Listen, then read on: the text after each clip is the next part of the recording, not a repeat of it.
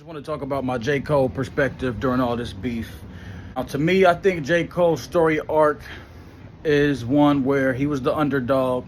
He fell as number 3 amongst the big 3. I feel like he had a chip on his shoulder as far as trying to push himself to the limits, trying to compete with his peers, Drake and Kendrick Lamar. He wants to be just as critically acclaimed and deep and politically sensible and black conscious as Kendrick Lamar.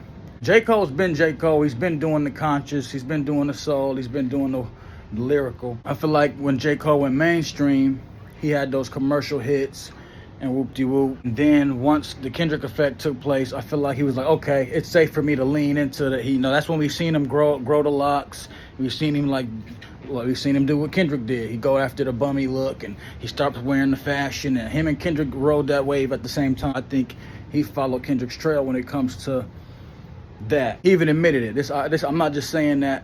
I'm saying it because after you see the album Good Kid, Mad City drop, and then you see Cole drop, boom.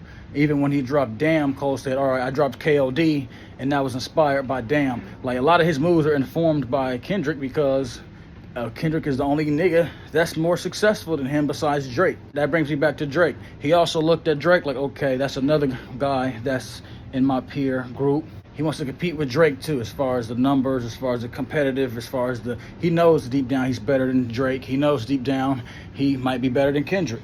So he just wants to prove it by being consistent.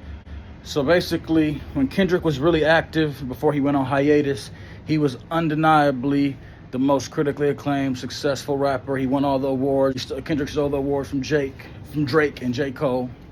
And then once he went on hiatus, we saw J. Cole say, hey, it's my opportunity. He got hungry. He rose to the occasion. He leveled up to Super Saiyan 5. And a lot of fans at that point would say, okay, Kendrick's died down. It's J. Cole's time. At that moment, yes, it was unanimous. He was a better rapper than Kendrick. He went on a crazy feature run. His hype was all-time high, and even he started feeling himself. He's throwing all these shots at Kendrick and at rappers in general, saying he's the top dog, he's the hungriest, he'll kill anybody if a beef happens. We all saw how everybody in the rap civil war turned against Drake. I feel like maybe Drake's the common denominator while all of his friends turned enemies, happened to attack them all at the same time. Maybe he's seen it coming before we did. I always wondered, why did it take so long for Drake to recruit J. Cole, after the I'm in the morning? I'm like, wouldn't these guys maybe do some more songs together? Why wouldn't he go for J. Cole for his album? Is J. Cole, he knows J. Cole's hot, but it was always that maybe unspoken competitiveness, and I don't really think Drake respects lyrical, bar-heavy guys anyway. I feel like he knows that the numbers make sense. He's like, okay, the Future and everybody that turned their back on me, it's time for me to finally get buddy with J. Cole, even though they had a good relationship. But then we see him getting buddy, kissing and hugging on stage, as Kendrick would say, and we see him do the 2 songs together. I feel like this is just one of the theories. I feel like maybe Drake hyped J. Cole up, brought him on because he needed that extra layer of, okay, with me and J. Cole, the number 2, if they got 2 of the big 3, then it's the 2 of us can stand against anybody else. Kendrick, Future, whoever else want to come again. I got Cole. So he's figuring okay, I'm safe to battle Kendrick if I do it with Cole. Cole might have not even suspected, or he might have knew all along what he was doing. But the point when they made first person shooter and all that, he's poking fun. He's thinking it's not a big deal. That was the last straw where Kendrick was like, okay, these guys are poking fun, whoop-de-whoop. And Kendrick, I feel like he was ready to, when Kendrick did like that, he was aiming at J. Cole and Drake. I feel like he was like, hey, y'all both can get it if y'all want to stand together. If you think standing next to J. Cole is going to make you safe to throw shots at me, y'all both can get it. If you think standing next to Drake is making you safe to throw shots, then, hey, y'all both can get it. I'm going to stand next to Future, and I'm going to say, hey, fuck the sneak dissing. What's up then? At that point, J. Cole was like, all right, I finally got the moment I've been asking for. But he had a change of heart. He might have realized what he was up against. He might have realized that it wasn't in his spirit. He might have realized when he seen the reactions that it was feeding into negativity, and he actually didn't really feel a way. He just knew he was capable, but he knew that he wasn't ready to ride behind a lot of the things he would have to do and stand behind it. He didn't want to stand on it. He said, you know what? I take it back. I apologize. Y'all heard the first song, but that's all y'all gonna get before it can escalate. I'm gonna apologize. I feel like Kendrick at that moment was already writing, because you can even hear it in his responses in his diss tracks to Drake, that Kendrick was getting some bars ready for J. Cole too. But once J. Cole apologized, he's like, okay, I can dial down on the J. Cole stuff and just go aim right at Drake. Like J. Cole got the short end of the stick, because once he apologized, that made Drake turn his back on him. Now Drake's throwing shots. Drake kicked him off tour. Drake didn't show up to the Dreamville Fest as like he was supposed to perform First Person Shooter, because the boogeyman had woken up, and they was like, oh shit, we actually woke up the boogeyman. J. Cole disappeared from Drake's side, leaving him way out in the open, and he's like, fuck, I thought I was gonna have J. Cole to do this, but now I'm way out in the open. So in a way, J. Cole could have set him up on purpose. That's one of the theories, that J. Cole set him up and then disappeared. But the other theory is, like I'm saying, is that Drake put the battery in J. Cole's back because he needed Cole to face Kendrick, or face the rap game in general. Like we already know, First Person Shooter was a song where Drake had been trying to call a truce with Kendrick for years. Now, that's been his #1 competitive rival since the Control verse. Drake positioned himself as opposition. He said, all right, I'm gonna take the challenge and I'm gonna take it more serious. I'm not gonna look at it as friendly competition. I'm gonna take it personal. And Kendrick said, I'm fine with that. I need somebody to keep it fun.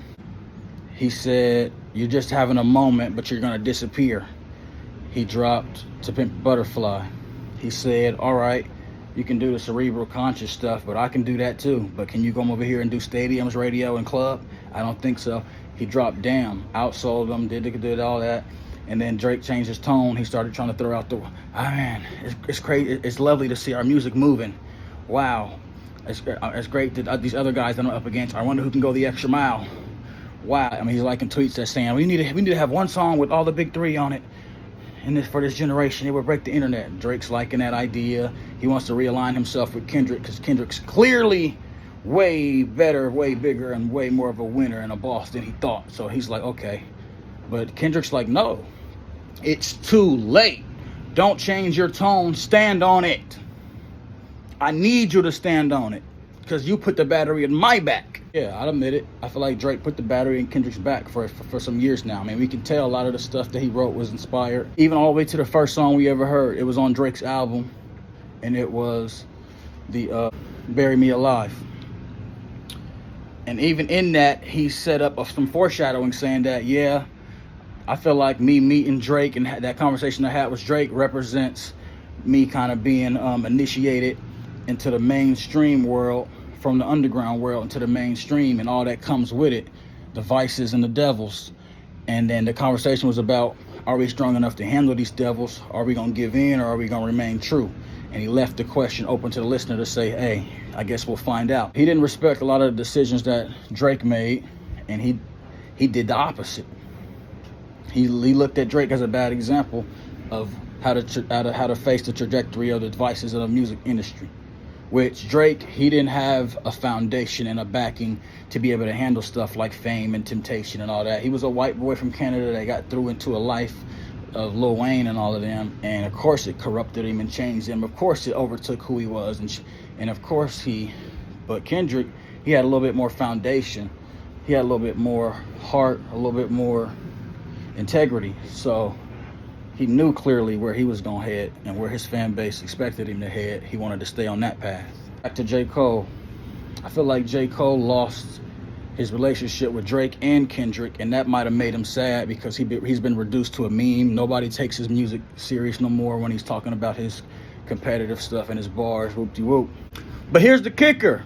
I feel like J. Cole might have been in control of his narrative the whole time, because didn't he tell us? He told us might delete later, and then he deleted it later. Guess what he told us before that? He told us the fall off. And now what are we witnessing? The fall off. I feel like this character arc is going to help J. Cole, because he needed it. You need adversity to be able to fulfill the plot. If he just was to keep winning, whoop-de-whoop, yeah, I mean, cool. But that's not his role. Kendrick is the boogeyman that came back to be the boss. Drake is the one that's got defeated and is now paranoid and spiraling. And J. Cole can still be redeemed, even though he's at a low point right now. That's good, because he's that drawstring. When you pull back that arrow, yeah, he's back right here, but I feel like he knew to position himself back right there so he could take off with the Fall Off album. I mean, duh, didn't he tell us he was gonna fall? It's the Fall Off. So I feel like J. Cole was a genius, and he was in control of the narrative the whole time. And maybe he's secretly smirking, like we all say in the meme, J. Cole somewhere at peace. I think he is at peace. I think he might be bittersweet, but the other side of it, he might be mad. He might be affected negatively by all the criticism, all the J. Cole soft, all the J. Cole. He might be hungry. He might be mad. He might be actually wanting to walk back that apology, and he might be wanting to aim at either Kendrick or Drake. Who knows? Let me know what y'all think. That's my J. Cole theory. Peace.